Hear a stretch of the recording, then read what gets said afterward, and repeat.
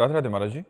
महाराज जी, हर किसी की जिंदगी में एक ऐसा समय आता है कि वो इतनी ठोकरें खा चुका होता है कि तब समझ में आता है कि मेरा कोई नहीं है। फिर श्री जी कुछ ऐसा संभाल लेती हैं, तो ये बात बिना ठोकरें खाए समझ नहीं आती क्या महाराज जी? नहीं आती, नहीं आती। क्योंकि हमारी आशा रहती है ना कि हमको कोई प्यार करे, हमारा कोई हो। और संसार में प्रियता तो लगता है कि इन्होंने नहीं प्यार किया तो शायद ये प्यार करे, माँ ने प्यार नहीं किया तो पिता प्यार करे, भाई प्यार करे, हमारा फ्रेंड प्यार करे। मतलब हमारी एक भूख रहती है कि कोई हमें प्यार करे। सबकी रहती है, आपकी नहीं, पूरी सृष्टि की, पशु पक्षी की भी रहती है। पशु पक्षी की भी रहती है, कोई प्यार करे। हम लोग प्रेम के भूखे हैं, लेकिन प्रेम यहाँ है नहीं। यहाँ छल है, कपट है, स्वार्थ है, अपनी वासना की पूर्ति है।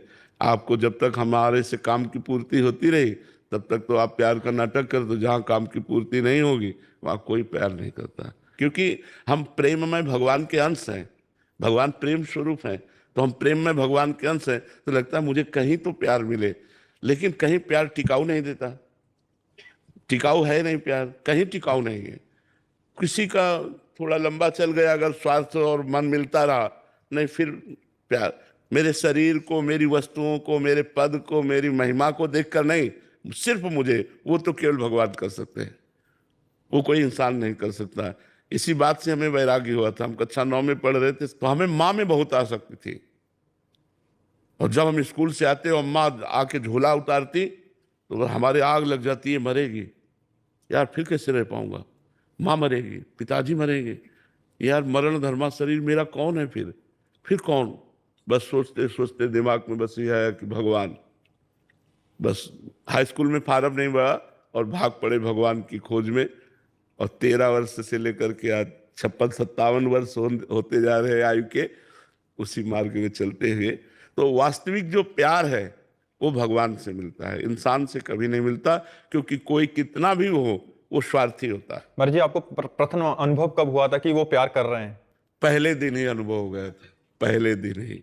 हम जब भगे, और भगवान शंकर का मंदिर है नंदेश्वर, वहां से तो 3 बजे सुबह तड़के भगे थे। अपनी माता जी से केवल बताया था कि हम कल घर छोड़ देंगे, भगवान के मार्ग के पथिक बनेंगे, संत बनेंगे।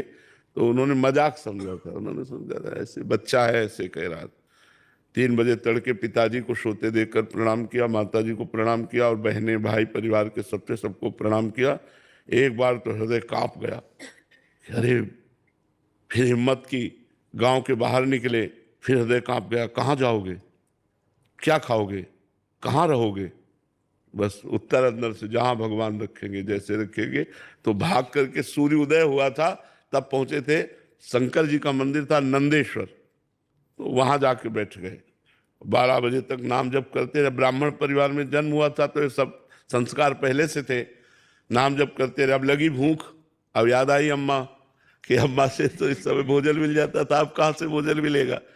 उसी समय हमने देखा एक आदमी जो है दही का एक कमंडल लिए हुए आया और कहा, बेटा यहाँ एक सूर्य स्वामी रहते थे, तुम जानते हो? तो हम कहा, हम तो नहीं जानते, हम तो आज ही आए। बोले उनकी कुटिया में ताला लगा, तुम दही पी लो। उनका क्यों पी लें? बोले नहीं, अब वापस नहीं ले जाएंगे, हम उनके ले लाए थे, अब आप पी लो।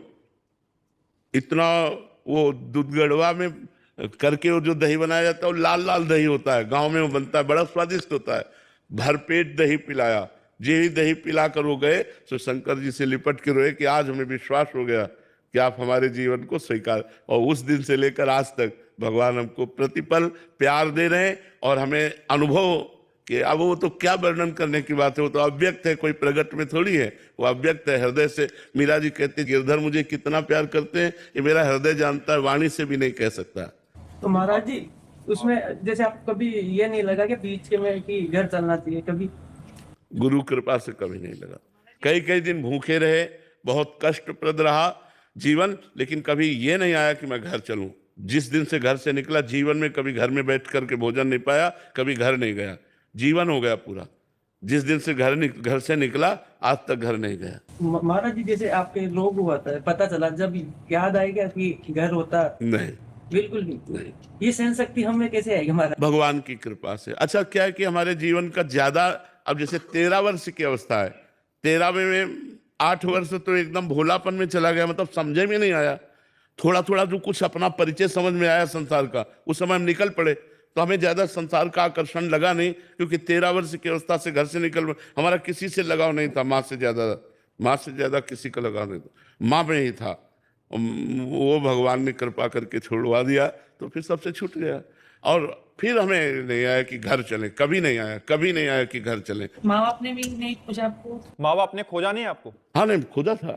पहली बार मिले, पहली बार जो माँ मिली थी, बहुत वो भजन करने वाली थी, तो ये सूचना आई कि तुम्हारी माँ आ रही मिलने। तो हम पहले भाग कर ठाकुर जी के मंदिर में गए, उनसे प्रार्थना की कि मेरी सामर्थ्य नहीं है, इस मोहरे से लड़ पाना मेरी सामर्थ्य नहीं, क्योंकि उनकी आंसुओं से बात होती है, तो वो मेरी सामर्थ्य नहीं है। तो हमने ठाकुर जी से प्रार्थना की कि मुझे सामर्थ्य दीजिए कि मैं अपनी माँ से बात कर सकूं। तो जो ही दूर से देखा उन्होंने हमें, तो दौड़कर गले लगाया।